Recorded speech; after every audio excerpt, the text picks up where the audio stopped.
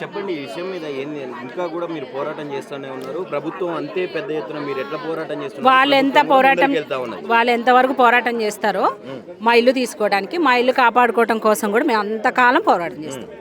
ప్రభుత్వం తోటి మనం మెగలగలుగుతామా? లేదు సార్, మాకు ఈ ప్రభుత్వం వద్దు సార్, కాంగ్రెస్ గవర్నమెంట్ మాకు వద్దు సార్. ఎందుకంటే అట్లా 2 సంవత్సరాలు ఈ 2 yearsలో ఆయన చేసిన పని ఏంటో, ఏది ఉపయోగపడే ప్రాజెక్ట్ చేశారో చెప్పండి సార్. ఖమ్మంలో ఇల్లు కూలగొట్టడం, మా ఇల్లుని తీసుకోవటమే తప్ప, రియల్ ఎస్టేట్ అయితే చేస్తున్నారు తప్ప ప్రజల కోసం పాలన అయితే చేయట్లేదు. ఇప్పుడు ఇక్కడ చేసేది రియల్ ఎస్టేట్ అంటున్నారు? రియల్ ఎస్టేటే. ఇప్పుడు ఈయన ఇచ్చే ప్రాజెక్టులన్నీ రియల్ ఎస్టేట్ ప్రాజెక్టులు కదా, రియల్ ఎస్టేట్ చేస్తున్నారు. మా ఇల్లు తీసుకునేది దేనికి? సుందరీకరణ లేదు సార్. ఏం సార్ సుందరీకరణ ఏం సార్? క్లీన్ చేయని ఫస్ట్ చేయాల్సిన ఫస్ట్ పని మూసీ నదిని క్లీన్ చేయాలి. క్లీన్ చేయకుండా ఈ 2 years నుంచి జరిగిన క్లీన్నెస్ అయితే ఏం లేదు. లాస్ట్ గవర్నమెంట్ అయినా కొంచెం క్లీనింగ్ అంతా ఉంది, కొంచెం బాగుంది. కానీ ఈ గవర్నమెంట్ వచ్చిన తర్వాత ఈ 2 years నుంచి అయితే ఏ క్లీనింగు లేదు. మమ్మల్ని వెళ్ళగొట్టడానికి చాలా వరకు ట్రై చేస్తున్నారు, కానీ మేము వెళ్ళడానికి అయితే మేము ఒప్పుకోము. మా ప్రాణం ఉన్నంత వరకు మేమైతే ఫైట్ చేస్తాం. అయితే మీరు ఈ పోరాటం చేస్తున్నారు కదా, దీన్ని అంతా కూడా కొంత పొలిటికలైజ్ చేసి మాట్లాడుతూ ఉన్నారు. కొంతమంది వెనుకుండి ఏదో చేపిస్తున్నారు, ఇవన్నీ అక్రమ నిర్మాణాల కిందకి చూస్తున్నారు వాళ్ళు. అక్రమ నిర్మాణాలు అయితే సార్ మాకు లోన్స్ రావు, మేము ప్రాపర్టీ ట్యాక్సులు కట్టము, వాటర్ పన్నులు కట్టము, ఏమీ కట్టము. మేము తీసుకున్నది కూడా కాంగ్రెస్ గవర్నమెంట్లోనే. అప్పుడు ఎలా ఇచ్చారు? మేము ఇల్లీగల్ అయితే, మేము ఇల్లీగల్ మీరు రండి, వచ్చి చూడండి ఎల్ఆర్ఎస్లు ఎలా వచ్చినాయి. మీరు వచ్చి మాతో చూసి మా ఇల్లీగల్ అయితే మేమే ఇస్తాం. మా ఇల్లీగల్ అయితే మేమే ఇస్తాం. అధికారులు ఒక్కరు కూడా రాలేదు సార్. మా ఇల్లులు డేంజర్ జోన్లో లేవు సార్, ఇంకా రాలేదు. మా ఇల్లు డేంజర్ జోన్లో ఉన్నాయని పేపర్లో పడిన జీవోల ప్రకారం చూసి మేము తెలుసుకున్నామే తప్ప ఏ అధికారులు కానీ ఎవరో వచ్చి మాతో డిస్కషన్ పెట్టింది లేదు, మా ఇల్లు వచ్చి చూసింది లేదు. ఒకసారి వచ్చి అధికారులు వచ్చి చూడమనండి మా ఇల్లు. కానీ మేము చేసుకున్న బ్యూటిఫికేషన్ అంటున్నారు కదా సార్, ప్రాణమే లేను కాడ బ్యూటిఫికేషన్ చేసి ఏం సుఖం? ప్రాణం తీసేసిన తర్వాత ఆయన బ్యూటిఫికేషన్ చేసి ఏం చూసుకుంటాడు? ఎందుకు షాపులు ఎందుకు sir? Night economy correct sir. Night economy ఎందుకు సార్? ఇదేంటి మా ఇళ్ళని తీసేసి కూరగాయలు వేస్తా అంటున్నారు కదా, కూరగాయలు వేసుకొని పండించుకొని అవి తినాలా? గూగుల్ తీసేసి గోంగూర, ఈ వేరే కంపెనీలు ఉన్నాయి, అన్నీ కూల్చేసేసి అందరిని రోడ్డుని పడేసి కూరగాయలు వేసుకొని దాని మీద వచ్చిన డబ్బులతో గవర్నమెంట్ పాలన చేసుకోమనండి. మేము కట్టే ట్యాక్సులతోనే జరుగుతుంది, కానీ మేమేం ట్యాక్సులు కట్టట్లేదు. మేము జీరో వాల్యూస్, మేము వాల్యూ, అందుకనే ఆయనే చేసుకోమనండి. అని ఇక్కడ ఒకటండి, ఇప్పుడు మనకు మేనిఫెస్టోలో వాళ్ళు రకరకాల హామీలు ఇచ్చిండ్రు, అన్ని వదిలేసి ఇప్పుడు ఉన్న బలంగా హుటాహుటిన ఇక్కడ ఈ ప్రాజెక్టు నిర్మాణం కావచ్చు నెక్స్ట్ ఎలక్షన్స్లో ఆయన రాడు కదా సార్, కంపల్సరీ 100% రాడు సార్. ఎందుకు వస్తాడు? ఇప్పుడు మేము ఎన్నుకునేది మంచిగా మమ్మల్ని డిస్టర్బ్ చేయకుండా గవర్నమెంట్ మమ్మల్ని మంచిగా చూసుకుంటుందేమోనన్న ఉద్దేశంతో నాయకులను ఎన్నుకుంటాము. కానీ ఈయన ఎన్నుకొని మా చెప్పుతో మేము కొట్టుకున్నాము. నెక్స్ట్ ఇయర్ కూడా ఇంకో చెప్పుతో కూడా కొట్టుకోవాలా? నెక్స్ట్ ఎలక్షన్స్ కూడా చూద్దాము. సరే ఆయన ఆ మాట అన్నారు కదా, ఇంకో 3 years అయితే ఆయన పరిపాలన అయిపోద్ది కదా, నెక్స్ట్ వస్తారేమో చూద్దాం. కన్ఫామ్గా రారు, 100% రారు. ఎందుకు వస్తారు? కొంతమంది ఏం చేస్తున్నారు అంటే, ఇప్పుడు ఈ మూసీ సుందరీకరణ వల్లనే హైదరాబాద్ కావచ్చు, తెలంగాణ కావచ్చు అభివృద్ధికి దిశగా నడుస్తుంది అని చెప్పి మాట్లాడుతున్నారు. దీన్ని అడ్డం పడతా ఉన్నారు కొంతమంది శక్తులు అని చెప్పి ఎవరైతే ఈ ధర్నాలు చేస్తూ ఉన్నారో వాళ్ళని ఉద్దేశించి మాట్లాడుతున్నారు. మమ్మల్ని డిస్టర్బ్ చేయకుండా ఆయన ఏ ప్రాజెక్ట్ చేసుకున్నా మాకైతే ఎటువంటి ఇబ్బంది లేదు సార్. మేమేమి ఇల్లీగల్గా కట్టుకోలేదు, లీగల్గానే కట్టుకున్నాము. మేము మా రూపాయి పోగు చేసుకొని ఈఎంఐలు కట్టుకొని మేము చేసుకున్నాం అంతే తప్ప మా ఏ నాయకులు వచ్చి మాకు ఫ్రీగా స్థలాలు ఇవ్వలేదు, ఫ్రీగా కన్స్ట్రక్షన్లు చేయలేదు. మేము కష్టపడిన మనీతోనే మేము కట్టుకున్నాము. ఉంది సార్. మేము రాహుల్ గాంధీ సార్కి, నెక్స్ట్ ఇంకో వేణుగోపాల్ సార్కి కేసీ వేణుగోపాల్ సార్కి రాసాము. 1 కోటి కార్డుల వరకు కలెక్ట్ చేస్తున్నాము, పంపిస్తాము.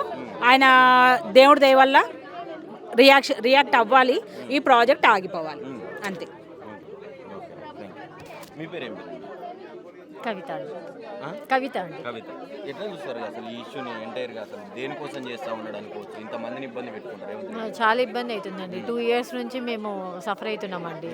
బయటికి రావడం ఇట్లా ఇంత పట్టుబట్టి చేస్తున్నారు. ఇంకొక మాట సార్, రేవంత్ సార్ కావాల్సింది గాంధీ స్టాచ్యూ కాదు, నోటి మీద ఉన్న గాంధీ. నోటు ఉంటే చాలా ఆయనకి. నోటు కోసమే చేస్తున్నాడు. కరెన్సీ మీద ఉన్న గాంధీ కోసమే చేస్తుంది. స్టాచ్యూ గాంధీ స్టాచ్యూ గురించి కాదు. వాళ్ళ మనవడే వద్దని చెప్పారు. ఈయన ఎందుకు సార్?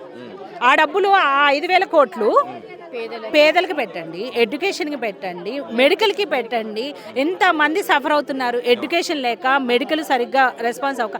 గాంధీ హాస్పిటల్ కానీ ఏదైనా ఒకసారి గాంధీ హాస్పిటల్ ఎప్పుడైనా ఆయన వెళ్ళి చూడమనండి, అక్కడ ఎట్లా ఉంది సిచ్యువేషన్. ఇప్పుడు లేటెస్ట్గా క్యాన్సర్స్ ఎక్కువైనాయి. క్యాన్సర్స్కి ఒకటి రీహాబిలిటేషన్ సెంటర్స్ పెట్టండి, వాళ్ళకి కౌన్సిలింగ్ ఇచ్చో, అలా ఉపయోగపడేవి ప్రాజెక్ట్స్. హాస్టల్స్, గురుకుల హాస్టల్స్ ఉపయోగపడే ప్రాజెక్టులు చేయండి సార్. ఉపయోగం లేని ప్రాజెక్టులు అన్ని 5,000 కోట్లు పెట్టి చేయాల్సిన అవసరం లేదు. 5,000 కోట్లు ఈయన జోబులో నుంచి అయితే తీయట్లేదు.